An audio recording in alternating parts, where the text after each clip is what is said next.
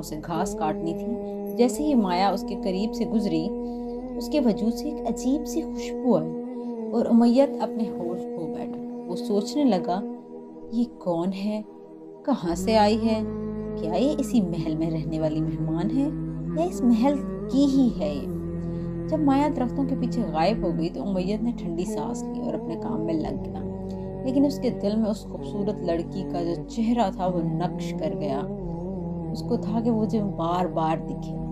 امیت ایک غریب کسان کا بیٹا تھا۔ ان کے گھروں میں ایک چھوٹا سا کچا مکان تھا جسے اس کے والد سالوں سے پکا کرنا چاہتے تھے۔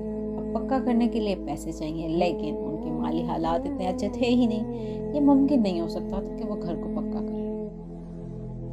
امیت پڑھائی میں ہوشیار تھا، بہت زیادہ ذہین تھا، اور میٹرک کے بعد اس نے شہر جا کر آگے پڑھنے کا فیصلہ کیا۔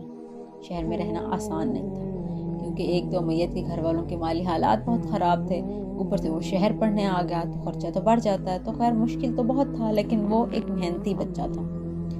وہ ایک